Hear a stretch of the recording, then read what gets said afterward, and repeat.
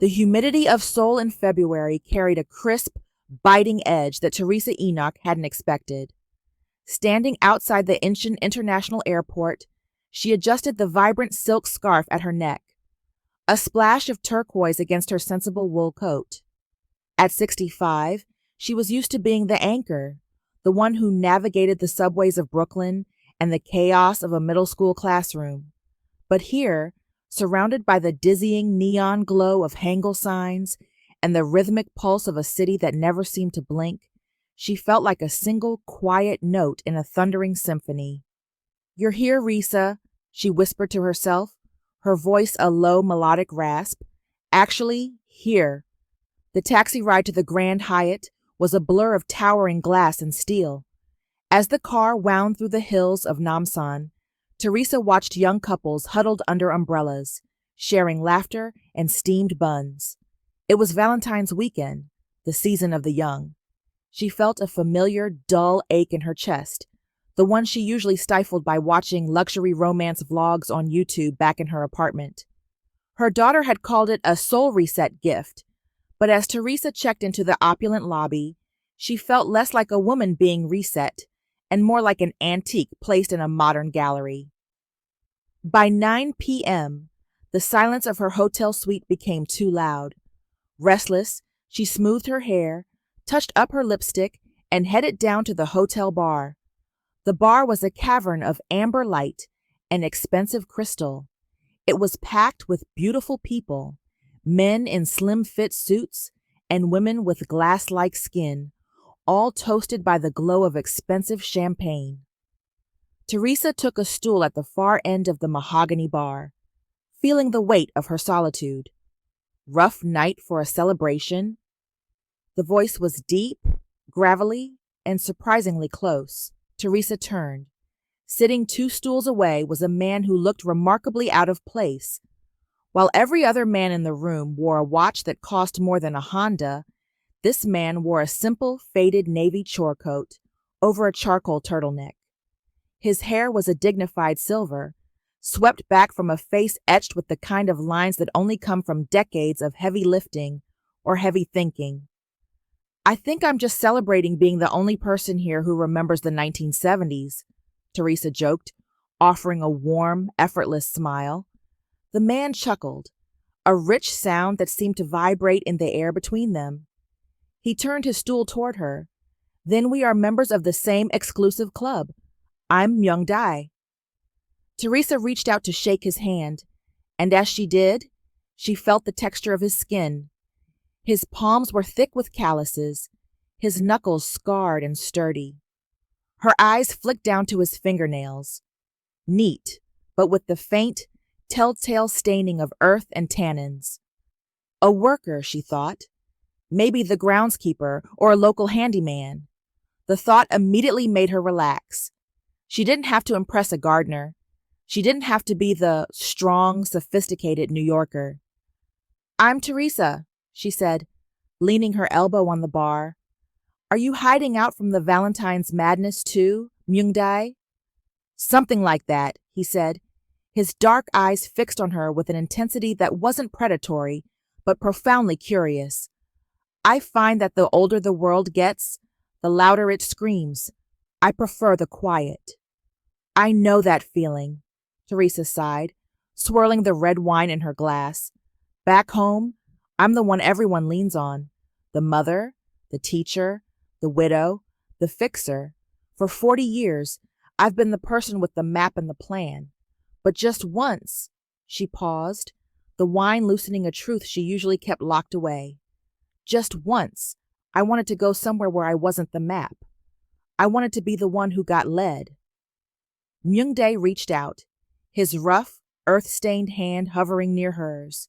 "And why shouldn't you be?" "Look at me," she laughed softly, though there was a flicker of sadness in it. "I'm a 65-year-old woman in a world that worships 20-year-olds. People like us. We're the background characters, Myung-dae. We keep the gardens pretty so the lead characters can have their scenes." Myung-dae's expression shifted. The weariness in his eyes vanished, replaced by a sharp, piercing clarity. He looked at her not as a grandmother or a tourist, but as if she were the most fascinating mystery he had ever encountered. "You have a very wrong idea about gardens, Theresa," he said softly. "The flowers are just the costume. It is the roots, the parts that have survived the winter, that hold all the power." For the first time in her life, Theresa didn't feel the need to fill the silence. They sat together, the gardener and the teacher, two anchors in a sea of neon, unaware that the quietest man in Seoul was about to flip her world upside down. The warmth of the wine and Myung-dao's steady presence had wrapped Theresa in a rare sense of safety. For an hour, she wasn't the woman who had to check the locks or balance the checkbook. She was just Theresa. But the bubble burst when the bar's heavy oak doors swung open, admitting a gust of cold air and the obnoxious roar of four young men. They were draped in designer labels that looked loud and felt expensive, the kind of new money that hadn't yet learned how to carry itself. They stumbled toward the bar, smelling of expensive whiskey and arrogance.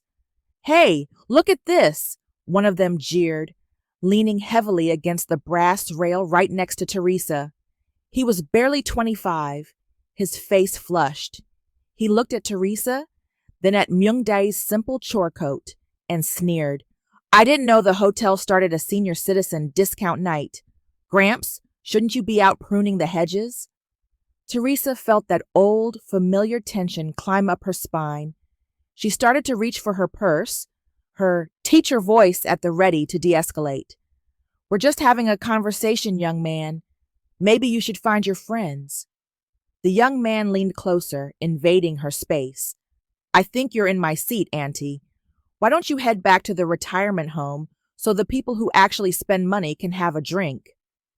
He reached out as if to dismissively shoo her away, his hand brushing her shoulder.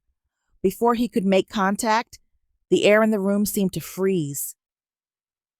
Myung-dae didn't stand up. He simply shifted. In one fluid motion, his rough, calloused hand clamped around the young man's wrist. The sound of the grip, flesh meeting bone, was like a whip crack. "You are confused," Myung-dae said.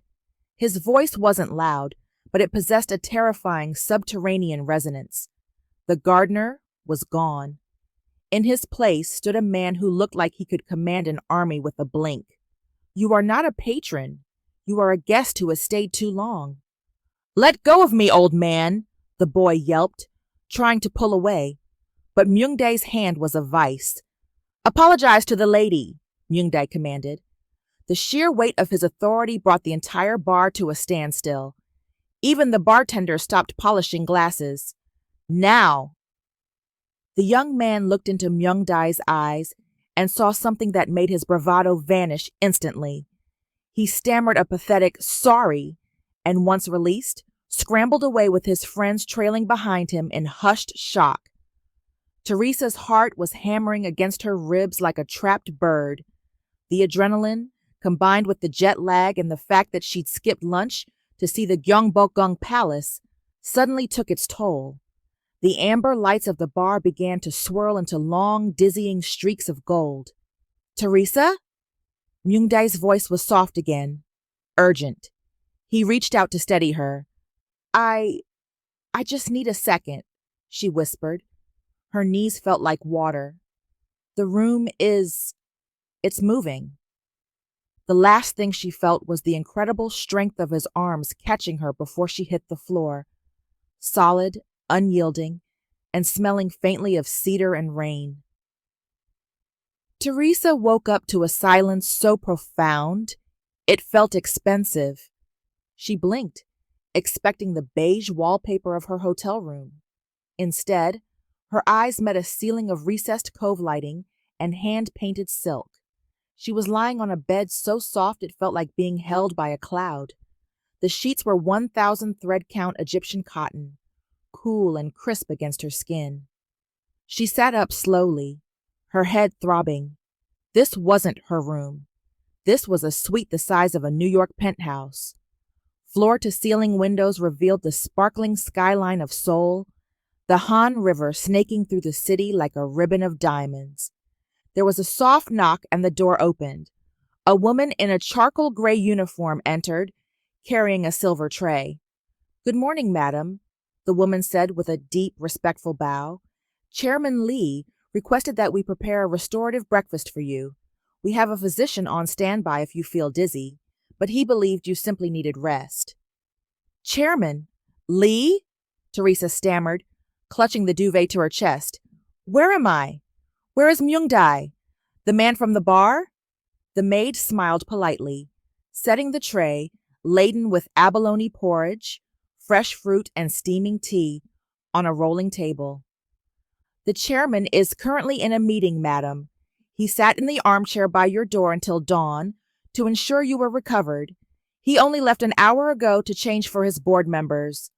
Theresa looked toward the door.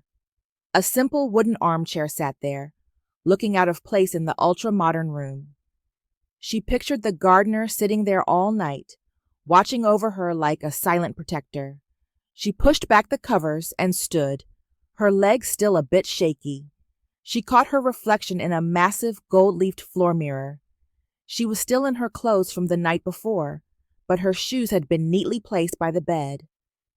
Driven by a mix of confusion and a sudden, desperate need to see him, she followed the sound of muffled voices down a long, art-filled corridor. She reached a set of frosted glass double doors that were slightly ajar. Theresa stood frozen in the shadow of the arched doorway, her hand gripping the cold brass handle for support. The transition from the soft, silken luxury of the guest suite to the icy atmosphere of this corridor felt like a physical blow. The room beyond the frosted glass was a temple of modern industry, steel, glass, and a table of black obsidian that seemed to swallow the morning light. At the head of it stood the man from the bar, but he was unrecognizable. The gentle gardener who had listened to her regrets about never being soft had vanished. This man was a titan. His posture was a straight line of uncompromising steel, and his voice, when it spoke, didn't just fill the room. It commanded the air within it. "Do you take me for a fool, Director Park?" Myung-dae asked. It was a low, dangerous sound, like the growl of a predator before the pounce. Across from him, a middle-aged man in an expensive suit was trembling so violently his cufflinks rattled against the obsidian table. "Chairman, please. It was a misunderstanding of the shipping manifests. I can explain." "You didn't just mismanage the manifests," Myung-dae interrupted. His eyes narrowed into flinty shards. "You siphoned 3 billion won into a shell company in Singapore while our warehouse staff worked overtime without holiday pay. You didn't just steal from me. You stole from the people who keep this garden growing." "I have served this company for 15 years, the man cried out, a last-ditch effort at leverage. "And you have been an infection for 5 of them, Myung-dae countered. He stepped forward, his shadow looming large over the disgraced executive. "You are stripped of your shares. Your pension is frozen pending the criminal investigation, and security is waiting in the lobby to escort you to the police station. You have 60 seconds to leave my sight before I decide to be less merciful." The director let out a strangled sob, gathered his briefcase with fumbling hands, and bolted toward the side exit. The other executives in the room stood like statues, afraid to even draw a full breath. Theresa felt a chill that had nothing to do with the air conditioning. She looked at Myung-dae's profile, the sharp jaw, the cold authority, and felt a wave of profound embarrassment wash over her. "I told him I was lonely," she thought, her face heating up. "I told him I wanted to be led. I treated one of the most powerful men in Asia like a simple laborer because I was too caught up in my own little fantasy." She turned to flee back to the safety of the silk sheets, intending to take her bag and disappear into the Seoul crowds before he could see her. But as she moved, her heel clicked sharply against the marble floor. In the boardroom, Myung-dae's head snapped toward the sound. The terrifying mask of the CEO didn't just slip, it dissolved. "Theresa." The executives froze, their eyes widening as they looked from their fearsome chairman to the black woman in the hallway wearing a rumpled wool coat over her evening dress. Myung-dae walked toward her, ignoring his staff entirely. As he exited the boardroom, the heavy glass doors hissed shut behind him, cutting off the prying eyes of his subordinates. He stopped a respectful 3 feet away, his gaze searching her face. "You're awake," he said softly. The gravelly warmth was back, the gardener returning to the surface. "I was worried the shock of last night might have lingered." Theresa straightened her shoulders, trying to reclaim some of that New York fire, though she felt incredibly small in the vastness of his penthouse. "You're the chairman of a conglomerate, Myung-dae, or should I say, Chairman Lee." He winced slightly at the formality. "Myung-dae is my name. The title is just a suit I have to wear to keep the wolves away." "I told you my life story," she whispered, her voice thick with chagrin. "I told you I spend my nights watching romance videos on YouTube because I've never been pampered.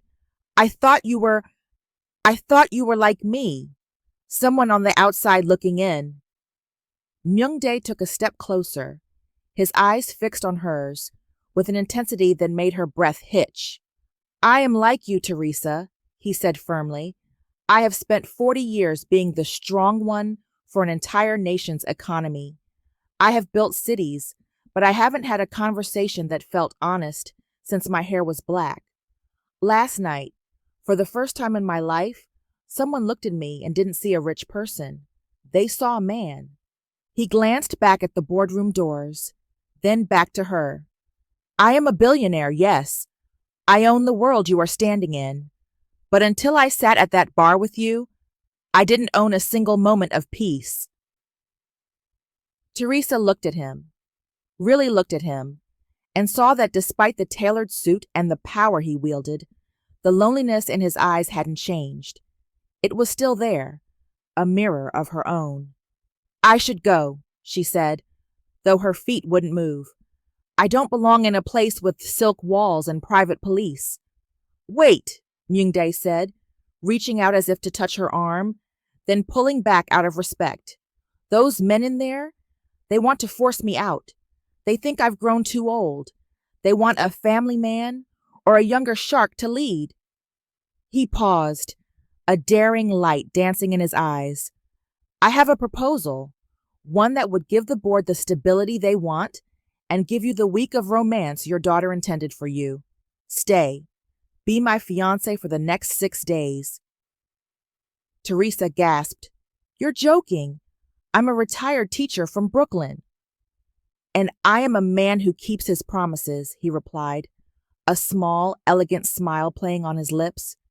"You said you wanted to be soft. You said you wanted to be taken care of. Let me show you how a gardener tends to the person he admires most." The silence that followed Myung-dae's proposal was heavy, punctuated only by the distant rhythmic hum of Seoul's morning traffic 60 floors below. Theresa looked at him, her mind racing. She felt like she had stepped off a curb and found herself falling upward into a sky she didn't recognize. "A fiancé?" she repeated, the word tasting like a foreign language. "Myung-dae, look at me. I'm a 65-year-old black woman from Brooklyn. I have a closet full of comfortable cardigans and a daughter who thinks I'm currently eating kimchi in a tour group. I don't fit into this glass world." Myung-dae stepped into the light streaming from the massive windows, the silver in his hair gleaming. "That is exactly why it must be you," he said, his voice dropping to a confidential murmur.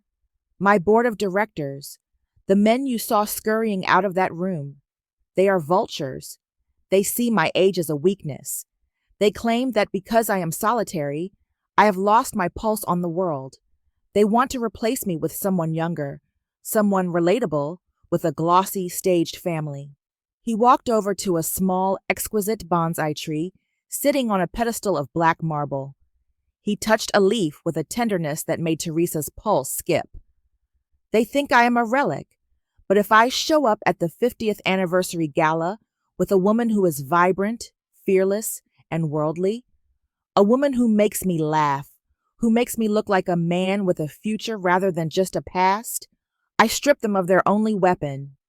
Theresa shook her head, a self-deprecating laugh escaping her. You're talking about a performance. I'm a teacher, Myungdae, not an actress. Is it a performance to be cared for? He asked, turning back to her. He walked closer, stopping just at the edge of her personal space. The scent of him, expensive cologne, and the faint, earthy musk of the outdoors enveloped her. I heard you at the bar, Theresa. I heard the exhaustion in your voice when you spoke about being the strong one for 40 years. I saw the way your eyes lit up when you talked about those stories where the woman is finally the priority. He held out his hand, palm up. His calloused skin was a stark contrast to the pristine white cuff of his shirt. You wanted to be pampered. I need to be human, he said softly. The board needs to see that Myungdae Lee isn't a machine. They need to see that I have a heart. And you deserve to have someone hold the umbrella for once. Let's help each other 1 week. You will have the best of everything Seoul can offer. No more maps, no more plans. Just peace. Theresa looked at his hand. She thought about her quiet apartment in Brooklyn, the stack of papers she used to grade, and the way she always felt she had to take up as little space as possible so others could thrive. Then she looked at the vast, shimmering city outside. She thought of the YouTube videos she watched in the dark, wishing for a fraction of the devotion those fictional women received. What happens at the end of the week? She whispered. You go home with the story that would make your YouTube vloggers weep with envy, Myungdae promised, his eyes twinkling with a sudden boyish mischief. And I keep the company I spent my life building. A fair trade, don't you think?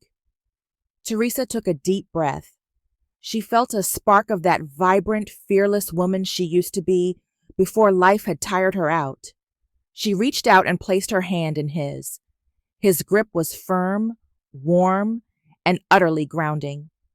6 days, she said, her voice regaining its New York steel. But I'm not changing who I am.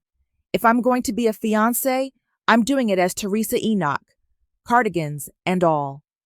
Myungdae laughed, a deep, resonant sound that seemed to chase the shadows out of the cold corridor.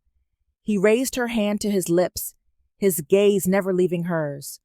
I wouldn't have it any other way. Now, let us begin. I believe there is a stylist, a chef, and a fleet of cars waiting to be told that the queen has arrived. As he led her back toward the suite, Theresa felt a strange sensation, a lightness in her step she hadn't felt in decades. For the first time in 65 years, she wasn't the one leading the way.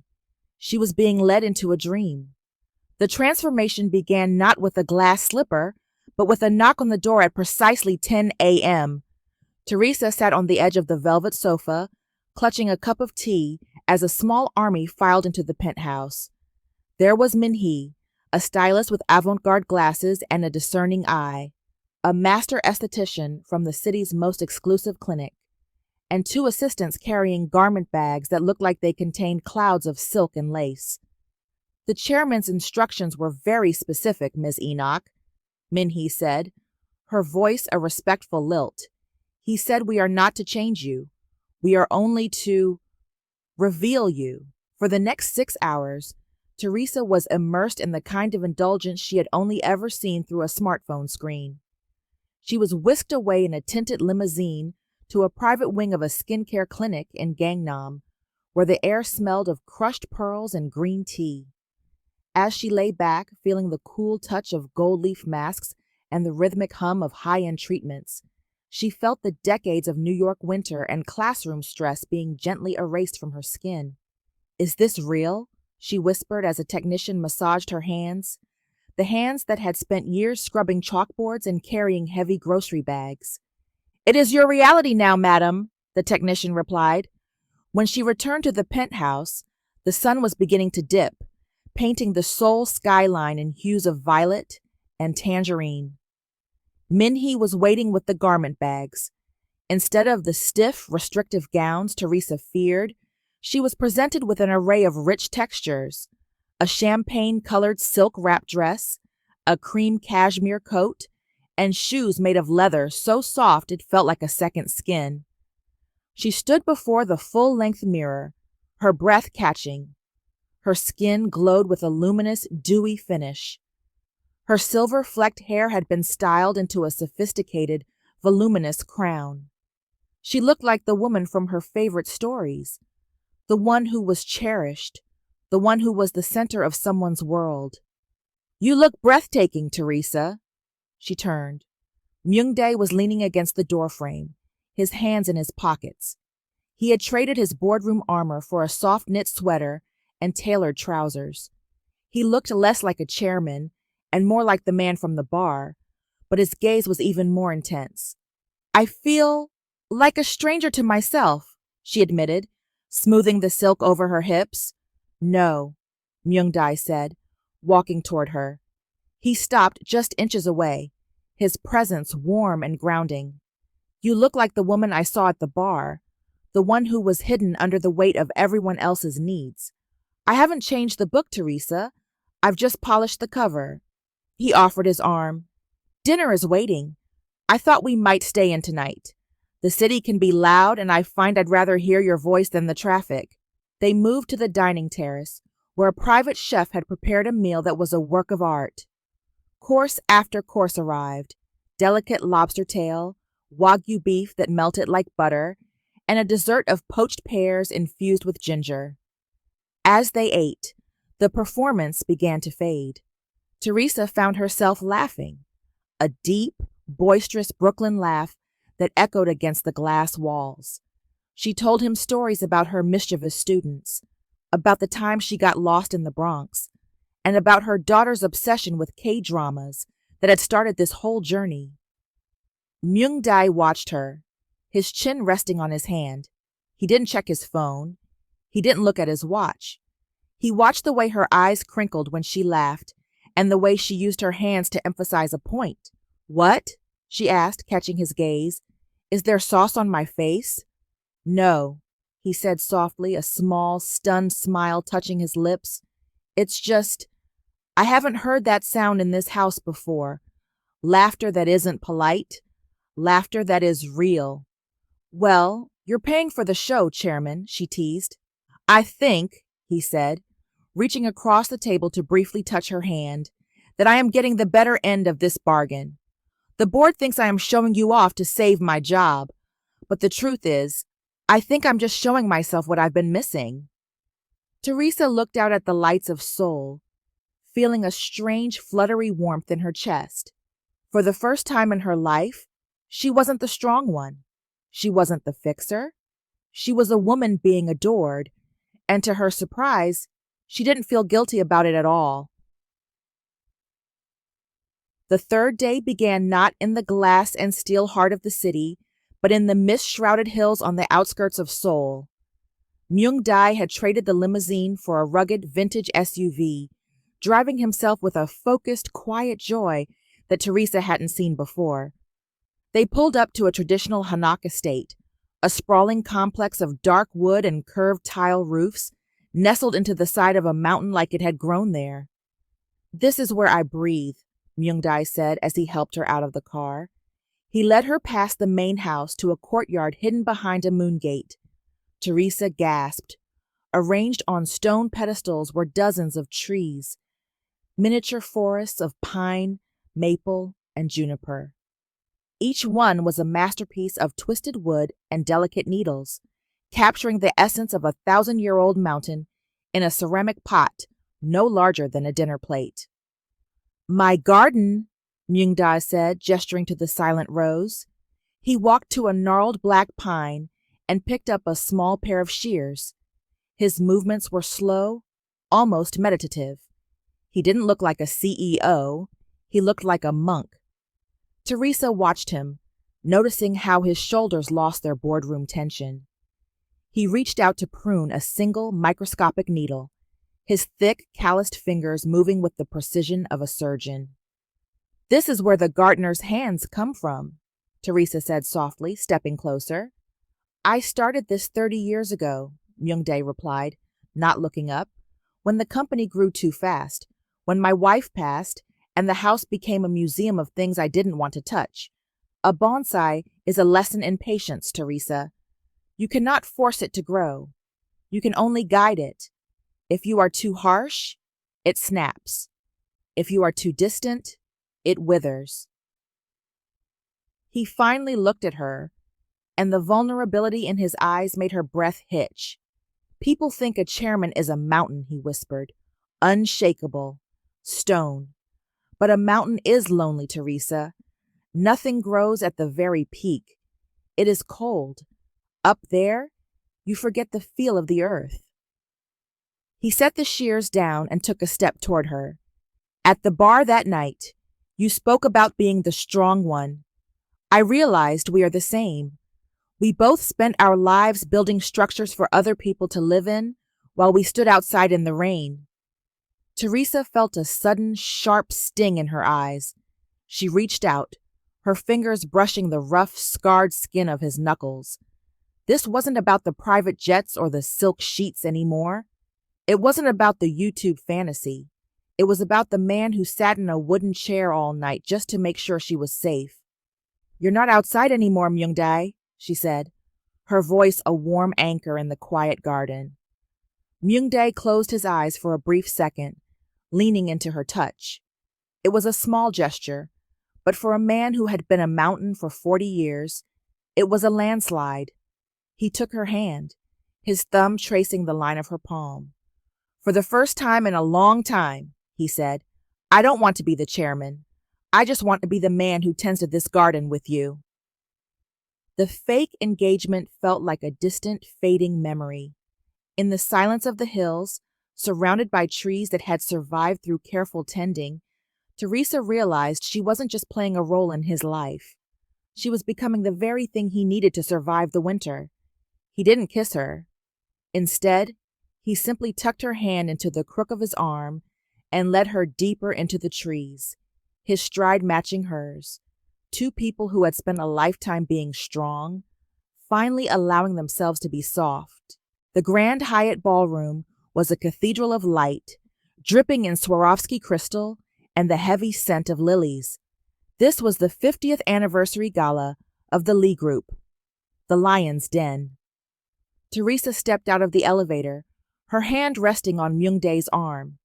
She wore a floor-length gown of burned orange that complemented her skin. A single strand of South Sea pearls, a gift from Myung-dae that afternoon, sat heavy and warm against her collarbone. Breathe, Myung-dae whispered, his voice a low vibration near her ear. You are the most beautiful woman in this room. The rest of them are just wearing expensive costumes. I've faced 30 middle schoolers on a Monday morning with a broken espresso machine, Theresa murmured back, tilting her chin up. A few billionaires in tuxedos won't break me. As they entered, the room went silent.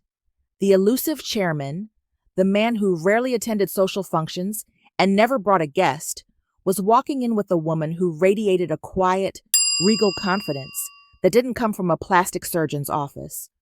The vultures didn't wait long. During the cocktail hour, while Myung-dae was momentarily pulled aside by a government minister, a small circle of socialites, women in stiff silks and faces frozen in perpetual disdain, closed in on Theresa. Ms. Enoch, isn't it? Said a woman in a shimmering silver dress, her eyes scanning Theresa with the clinical coldness of a jeweler looking for a flaw. We were all so curious. We heard Myung-dae found his companion at a hotel bar. How very modern of him. It was quite traditional, actually, Theresa replied, her voice smooth and melodic. We spoke. Something people in this room seem to have forgotten how to do without a contract involved. A younger woman, the daughter of a rival CEO, smirked. And what is it you do in New York? I assume you're in philanthropy? Or perhaps you're a retired specialist of some sort. The implication hung in the air, greasy and sharp. Theresa didn't flinch. She took a slow sip of her sparkling water and smiled. The specific, terrifyingly calm smile she used to use on students who thought they could disrupt her classroom. I was a teacher for 38 years, Theresa said. I taught literature and history. I taught children how to find their voices and, more importantly, how to use them with dignity. It's a shame, really. Some people clearly miss those lessons. You see, in my world, we judge a person's value by the substance of their character, not by how much gold they can drape over a hollow spirit. She leaned in just an inch, her gaze unwavering. If you're looking for a specialist, dear, I specialize in spotting a tantrum from a mile away. You're currently having one. Would you like a juice box and a nap, or are we finished? The younger woman's face turned a mottled red. The woman in silver gasped, her hand flying to her throat. Is there a problem here? Myung-dae had returned. He stood behind Theresa, his hand moving to the small of her back. He had heard the tail end of the exchange, and the look he gave the socialites was cold enough to frost the champagne glasses. No problem at all, Myung-dae, Theresa said, patting his hand. We were just discussing the importance of a good education. Myung-dae looked at the group of women, who were now looking at their shoes. He then looked at Theresa, and the ice in his expression melted into something bordering on worship. He didn't care about the board members watching. He didn't care about the cameras. He took Theresa's hand in his, bowing his head slightly in a gesture of profound, public devotion. He pressed a slow, lingering kiss to the back of her hand. My fiancé has a way of seeing through the noise, he said, his voice carrying to the surrounding tables. I suggest you all listen to her. She is the only person in this room who tells the truth. He straightened up, his eyes locked on Theresa's. Shall we dance? I find I'm tired of talking to people who have nothing to say. As he led her to the dance floor, a soft murmur followed them. Theresa felt the heat of his hand on hers and the pride radiating from him. She wasn't just a fake fiancé anymore. She was his champion. And as the music started, she realized that the YouTube story she loved so much had it wrong. The best part wasn't the dress or the jewelry. It was the way he looked at her, like she was the only woman who had ever truly seen him. The morning after the gala, the penthouse was filled with the fragrance of 1,000 lilies, tributes sent by board members who had seen the way the wind was blowing. But for Theresa, the floral scent felt suffocating. She sat on the edge of the expansive guest bed, her smartphone buzzing in her hand. The caller ID read, Maya. Hey, baby, Theresa said, her voice trembling as she answered. Mom, I saw a photo. Maya's voice was high with excitement, crackling across the thousands of miles from Brooklyn. Someone posted a picture from a tech gala in Seoul on Instagram, and I swear I saw you in a burned orange dress next to... Mom, is that Lee Myung-dae, the ghost billionaire of Korea? What is going on? Theresa looked at her reflection in the gilded mirror. The glowing woman in the glass looked like a stranger. It's a long story, Maya. He's been very kind. He's taking care of me. Taking care of you? Mom, you look like a queen. I knew this trip would be good for you, but this is like one of those videos you watch. Is it real? Are you happy? The word real struck Theresa like a physical blow.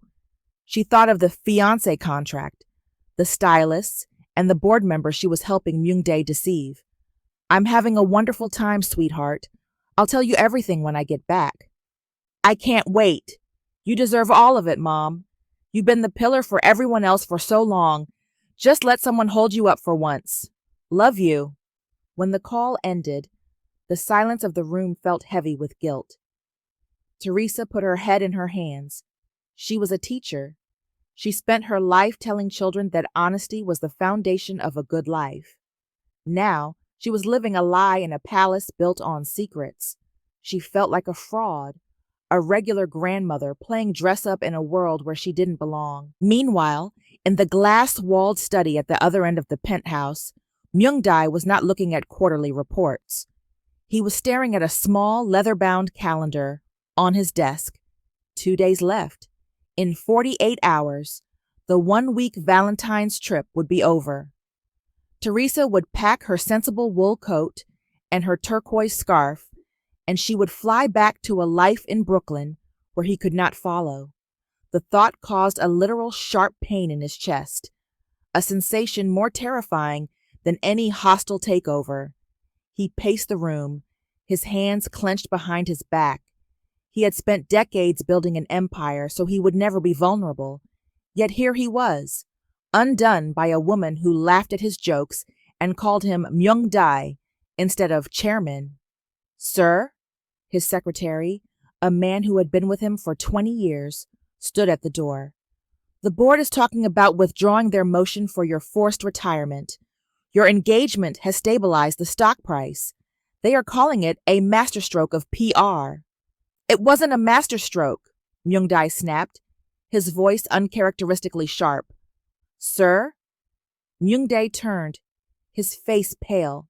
She's leaving, Sang-hoon. In 2 days, she goes back to New York. And I don't think I can go back to the way it was before. The house is too quiet. The tea is too cold. Perhaps you should ask her to stay, sir. Not as a fiancé for the board, but as what? Myung-dae interrupted, his voice breaking. She is a woman of substance. She has a life, a daughter, a home. I brought her here on a whim of desperation. How can I ask her to trade her freedom for my golden cage? She thinks this is a game we are playing for my career. How do I tell her that I've fallen in love with the person who mistook me for a gardener? He looked out at the city he ruled. For the first time, the height of the penthouse didn't feel like power. It felt like an abyss. He was Korea's most elusive billionaire, and he was absolutely terrified of a retired teacher from New York. He realized then that he hadn't been protecting her this week. She had been protecting him from the crushing weight of his own loneliness. And now the clock was ticking. The transition from the steel-gray skies of Seoul to the emerald and azure brilliance of Jeju Island happened in the span of a heartbeat. Myung-dae hadn't asked. He had simply arrived at her door with a soft, "Trust me," and led her to a waiting helicopter. By late afternoon, they were standing on a private terrace overlooking the black sand beach. The air here was different, salt-heavy and warm, carrying the scent of wild camellias and the ancient soul of the sea. There were no flashing cameras here, no whispering executives, and no Chairman Lee. There was only Myung-dae, dressed in a simple linen shirt, looking more relaxed than she had ever seen him. "This is the island of the gods," he said, standing beside her as the sun began its slow descent toward the horizon. "I thought, if we only have 2 days left, they shouldn't be spent in a boardroom." Theresa looked at the horizon, where the orange sun was bleeding into the deep purple of the water. "It's beautiful, Myung-dae, but beauty doesn't make the truth go away. I'm still a teacher from Brooklyn, and you're still you." He didn't answer immediately. Instead, he reached for a small remote on a side table. A moment later, the soft swell of a jazz saxophone began to drift from hidden speakers, a slow, soulful melody that felt like a bridge between her world and his. "Dance with me," he said, holding out his hand. "Here, there's no audience, Myung-dae. We don't have to pretend." "That is exactly why we must dance," he replied. Theresa stepped into his arms. It wasn't the stiff, formal waltz of the gala. This was intimate. She rested her head against his shoulder, her hand lost in his calloused grip. They moved slowly, their shadows lengthening across the stone terrace. The world felt like it had shrunk down to the space between them. "I have a confession to make," Myung-dae whispered, his breath warm against her hair. Theresa pulled back just enough to look at him. "About the board? Or the company?" "About everything," he said, his eyes searching hers with a raw vulnerability that made her heart ache. "I told you I needed a fiancé. I told you I needed to look human to the vultures. That was only half the truth." The music continued, but their feet slowed to a stop. "The truth is," he continued, his voice thick with emotion, "when you looked at me at that bar and saw a gardener, When you told me your regrets and your dreams without knowing my name, I felt a spark of life I thought had died 40 years ago. I didn't ask you to stay because of the board, Theresa. I used the board as an excuse because I was a coward. I was terrified that if I didn't give you a reason to stay, you would walk out and I would never see you again. Theresa's breath hitched. Myung-dae. I didn't pick you because I needed a partner for a gala, he said, taking both of her hands in his. I picked you because I couldn't let you walk away. I have all the money in the world, and yet I've spent the last week terrified of a plane ticket back to New York. I don't want to be the strong one alone anymore, Theresa. I want to be the one who takes care of you, not because of a contract, but because you are the first person who ever made me feel like I was enough. Under the first emerging stars of the Jeju sky, the fake engagement shattered, leaving behind something much more dangerous and beautiful. Theresa looked at the man who owned the horizon, realizing that the gardener had been telling the truth all along. He had been tending to her heart, hoping something would finally bloom. I'm not a lead in a story, Myung-dae, she whispered, her eyes shining with unshed tears. To me, he said, leaning down until their foreheads touched, you are the only story worth telling. The return to Seoul from the tranquility of Jeju felt like diving back into a freezing current. The private jet had barely touched the tarmac before Myung-dae's phones began to chime. The relentless heartbeat of a multi-billion-dollar empire demanding its master. The morning of the final board meeting, the penthouse was silent. Theresa watched from the breakfast nook as Myung-dae stood before his mirror, adjusting his silk tie.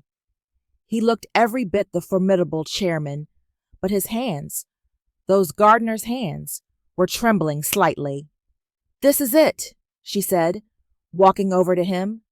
She reached up, her fingers smoothing the lapel of his charcoal suit. The final act. Myung-dae looked at her, his expression unreadable. It doesn't feel like an act anymore, Theresa. That is the problem. The boardroom was a sea of grim faces and sharp suits. The air was thick with the scent of expensive coffee and the palpable tension of a coup. Director Kang, the leader of the faction seeking Myung-dae's removal, stood at the foot of the table. Chairman Lee, Kang began, his voice oily with feigned regret, while we appreciate the recent stability your personal life has brought to the stock price, we still believe the company requires a leader whose focus is not divided by late-life distractions. We move for a vote on your immediate transition to an advisory role. Myung-dae didn't sit. He stood at the head of the table, his presence so commanding that several younger directors lowered their gaze. You call it a distraction, Myung-dae said, his voice echoing with a new, vibrant clarity. I call it a perspective. For 40 years, I have built this cage for you all to live in. I have prioritized growth over grace and profit over people. I thought that was the only way to lead. He looked around the room, but he wasn't seeing the executives. He was seeing Theresa's laugh on the Jeju shoreline. He was seeing her standing up to the socialites with nothing but her own dignity as armor. The vote proceeded, and he won. By a landslide, the board reaffirmed his leadership. The masterstroke of his engagement had worked. The shareholders were enamored with the image of the reinvigorated chairman. He had his power back. He had his throne. But as the directors clapped and stepped forward to shake his hand, Myung-dae felt a sudden, suffocating wave of nausea. He looked at the obsidian table, the cold glass walls, and the endless stack of papers. He realized that winning meant staying here, in this room, in this city, in this life, while Theresa went back to Brooklyn. He walked out of the meeting while Director Kang was still mid-sentence. He found Theresa in the penthouse, her suitcase open on the bed. She was folding the turquoise scarf her daughter had given her. The sight of it, the reality of her departure, hit him harder than any boardroom betrayal. I won the vote, he said from the doorway. Theresa turned, a bittersweet smile on her face. Then it worked. You're safe, Myung-dae. Your legacy is intact. I don't want it, he said, stepping into the room. Theresa paused, a silk blouse in her hands. What? I sat in that chair today and realized that if I stay, I am just a man waiting for the winter, Myung-dae said, his voice raw. I have enough money to buy every garden in the world, Theresa, but I don't want to tend them alone. I don't want to be the chairman anymore. I want to be the man who travels with you. I want to see your New York. I want to see the places you've only watched on a screen. He walked over to her, taking the suitcase handle and gently closing it. I am stepping down, he whispered. I've appointed a successor, but I can't leave this country unless I know I have a reason to come back. Or better yet, a reason for you to never leave. He took her hands, his gaze desperate and hopeful. Stay with me, Theresa. Not for a week.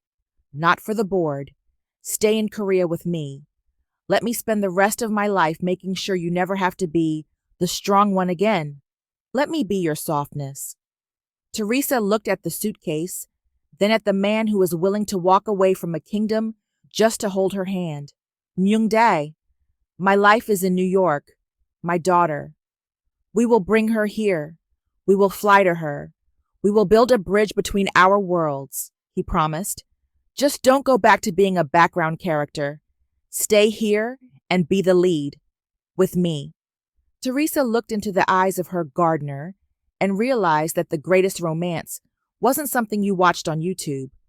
It was the terrifying, beautiful moment when you realized you were finally, truly, someone's first choice. The arrival gate at Incheon International Airport was a chaotic sea of reunions, but Maya Enoch stood out, looking around with the skeptical, protective squint of a true New Yorker. When she finally spotted her mother, her jaw didn't just drop. It practically hit the polished floor. Theresa was waiting by a sleek black sedan, draped in a cream-colored wool coat that cost more than Maya's college tuition, her skin glowing with a radiance that no amount of Brooklyn moisturizer could achieve. Standing beside her, holding a small bouquet of yellow roses, was the man Maya had only seen in blurry paparazzi shots, Lee Myung-dae. Mom, Maya stammered as she approached, her backpack feeling suddenly very heavy. You look like you've been filtered. Are you a hologram? Theresa laughed that same warm, soulful laugh and pulled her daughter into a tight embrace. I'm real, baby. I promise. The drive back to the city was a blur of wide-eyed silence from Maya. She stared at the partition in the car, the heated seats, and the way the ghost billionaire personally handed her a bottle of chilled, sparkling water. She was looking for the catch.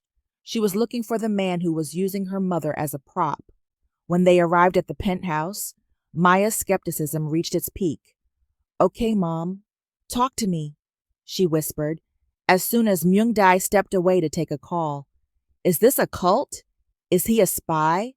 This doesn't happen to people from the 718 area code. It doesn't, Theresa agreed, sitting Maya down on a sofa that overlooked the entire city. I thought it was a fairy tale, too. I thought I was just helping him out. But Maya, for the first time in 65 years, I don't feel like I'm holding the world up. I feel like I'm being carried. The turning point came that evening. They were seated in a private dining nook, not the formal boardroom, but a cozy space Myung-dae had redesigned with warm woods and soft light. Maya, ever the interrogator, was grilling Myung-dae about his intentions. You have a lot of resources, Mr. Lee, Maya said. Her eyes narrowed. My mother is a retired teacher. She's precious. She isn't a hobby for a bored businessman. Myung-dae set his chopsticks down. He didn't look offended. He looked at Maya with a profound, quiet respect. I am not a bored man, Maya. I'm a man who was very nearly a finished man. He turned his head to look at Theresa. He didn't know Maya was analyzing his every blink. His expression softened into something so raw and unguarded that it was almost painful to witness. It was the look of a man who had found water in a desert and couldn't believe his luck. Your mother is the first person in 40 years who truly saw me, Myung-dae said softly. I don't love her because she fits into my world. I love her because she's the only reason I want to stay in it. If she wants to go back to Brooklyn tomorrow, I will buy the house next door and learn how to navigate the G train. My resources mean nothing if she isn't there to share the view. Theresa reached out, and Myungdae's hand instantly found hers, their fingers interlacing with the practiced ease of two people who had found their missing half. Maya watched the way her mother leaned into him, not out of weakness, but out of a newfound beautiful comfort. She saw the way the titan of industry tucked a stray silver hair behind Theresa's ear with a hand that trembled just a fraction. Maya's shoulders finally dropped. The New York shield crumbled. She looked at her mother and saw not just a mom or a widow, but a woman who was being seen. "Well," Maya said, her voice cracking as she reached for a tissue, "I guess I can't really argue with a K-drama ending when it's happening in real life. But Mr. Lee, if you hurt her, I don't care how many guards you have. I'm a teacher's daughter. I will hunt you down." Myungdae smiled, a real, wide smile that made him look 20 years younger. "I would expect nothing less, Maya." February 14th. The air in Seoul was just as crisp as it had been a year ago, but tonight, the cold didn't bite. It felt like an invitation to draw closer. Theresa stepped into the lobby of the Grand Hyatt, her boots clicking softly on the marble. She wasn't wearing the borrowed velvet of a fake fiancé or the armor of a nervous traveler. She wore a deep plum cashmere coat and a confidence that radiated from her bones. Beside her, Myungdae walked with a stride that was no longer burdened by the invisible weight of a global conglomerate. He had retired 6 months ago, handing the reins to a hand-picked successor who understood that people mattered more than percentages. Now, his days were spent in the mountains of Jeju or the museums of Manhattan, his gardener hands, finally at peace. "It looks exactly the same," Theresa whispered as they approached the hotel bar. "Everything looks the same," Myungdae replied, squeezing her hand, "and yet nothing is." They took the same 2 stools at the far end of the mahogany bar. The amber light still flickered, and the room was still filled with young couples whispering over champagne. But when the bartender approached, he didn't see a lonely tourist and a mysterious laborer. He saw a couple that seemed to occupy their own private orbit of warmth. Myungdae was dressed in a simple, high-quality charcoal sweater. No 3-piece suit, no power tie. He looked like the man he had always wanted to be, a man who had time for the quiet. "A year ago tonight," Theresa said, swirling her wine, "I sat here and told a stranger that I was tired of being the map. I told him I wanted to be soft." Myungdae turned his stool toward her, his dark eyes reflecting the golden glow of the bar. "And I told a stranger that the roots are the parts that hold all the power." He reached into his pocket and pulled out a small, unassuming wooden box. It wasn't the flashy, oversized diamond a CEO might use to make a statement. When he opened it, Theresa saw a ring of brushed rose gold, set with a single deep green emerald, the color of the moss in his bonsai garden. "Theresa," he said, his voice a low, steady anchor. "I spent 65 years building walls so high that no one could see the man behind them. You didn't just climb those walls, you turned them into a garden. I don't want to be the strong one for the world anymore. I just want to be the one who holds the umbrella for you." Theresa felt the familiar prickle of tears, but they weren't the tears of a lonely widow in a foreign city. They were the tears of a woman who had finally been found. She looked at her hands, hands that had raised a daughter, taught 1,000 children, and carried the weight of 100 worries. For the first time, they felt light. "I used to watch those stories on my phone," she whispered, leaning into him until their shoulders touched. "I used to wonder if love like that was just a script written for someone else. Someone younger, someone easier to love." Myungdae took the ring and slid it onto her finger. It fit perfectly, a circle of quiet, enduring strength. "The best stories are the ones that take 65 years to write, Theresa," he said, because by the time the hero arrives, he knows exactly what he's looking for. He leaned in and kissed her, a soft, respectful press of lips that tasted of red wine and 1,000 tomorrows. In the crowded bar, surrounded by the rush of the young and the restless, no one noticed the billionaire and the teacher. They were just two people, silver-haired and soul-deep in love, finally allowing themselves to be soft. Theresa rested her head on his shoulder, watching the snow begin to fall outside the window. She wasn't the map anymore. She was home. The humidity of a Brooklyn July was a far cry from the mist-shrouded peaks of Jeju, but to Myung-dae, the sound of an ice cream truck 3 blocks away was as exotic as a temple bell. He stood in the small, sun-drenched backyard of Theresa's brownstone, wearing a Brooklyn baseball cap Maya had bought him and a pair of sensible gardening clogs.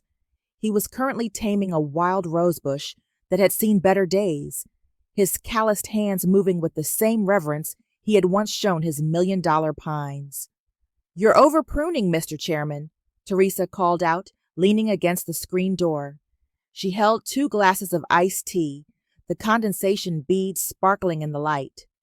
Myung-dae wiped his brow and looked back at her, a smudge of New York soil on his cheek. "I am not pruning, Theresa. I am negotiating. This rosebush is very stubborn. It reminds me of a certain woman I met at a bar." Theresa laughed, stepping down onto the small patio. She looked at him, really looked at him, and saw the man who had traded a skyscraper for a stoop. He had integrated into her world with a grace that surprised everyone. He went to the local bodega for milk. He argued with the neighbors about the Mets, and he spent every Sunday morning reading the papers with her in bed. "Maya's almost here," Theresa said, handing him a glass. "She's bringing that special camera. She says it's time." A few minutes later, Maya burst through the gate, tripod in hand and a mischievous glint in her eyes. "All right, you two. The fans have been waiting. The Silver Silk vlog is officially going live today." Theresa felt a flutter of nerves. Over the last year, she and Myung-dae had become a quiet sensation on the very YouTube channels she used to binge watch. Not because they flaunted their wealth, though the private jet still sat at Teterboro, but because they represented a second act that felt attainable. "Positions," Maya commanded, setting up the camera under the shade of a maple tree. Theresa and Myung-dae sat on a weathered wooden bench. He instinctively reached for her hand, his fingers interlacing with hers. "Ready," Maya whispered, and action. Theresa looked into the lens, her smile warm and unforced. "Hi, everyone. A lot of you have asked what happens after the vacation ends. What happens when the Cinderella week is over and you have to decide what's real?"